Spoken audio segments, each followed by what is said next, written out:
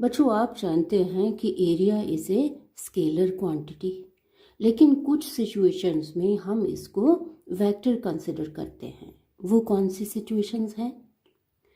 Area को उन situations में वेक्टर कंसिडर किया जाता है जहां फ्लक्स इन्वॉल्व है। ये फ्लक्स क्या है?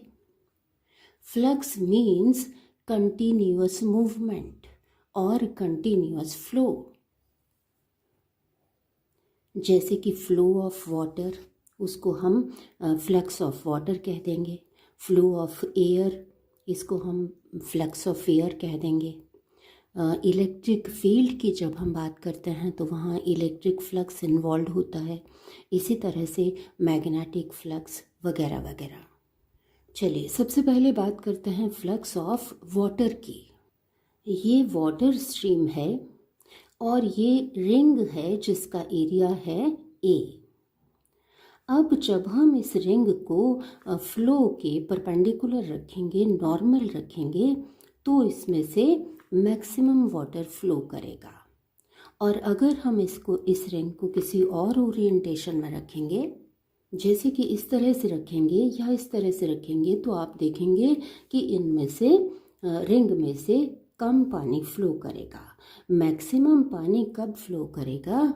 जब हम रिंग को वाटर के फ्लो के परपेंडिकुलर रखेंगे। तो बच्चों, यहाँ पर it is not only the magnitude of area which is important, but also the orientation, the position, the direction of area which is also important. It means कि यहाँ पर एरिया को एज वेक्टर कंसिडर किया जाना चाहिए। अब जब vector है तो इसकी डायरेक्शन भी होनी चाहिए। अब देखिए कि डायरेक्शन कौन सी होनी चाहिए।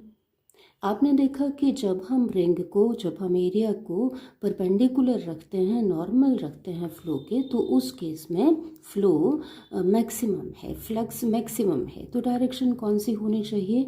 Normal to the surface. तो हम एरिया वेक्टर को कैसे लिखेंगे? A vector is equal to its magnitude, A जितना कि ये सरफेस एरिया है, into direction will be given by n cap. N cap is a unit vector in the direction of area vector, or n cap is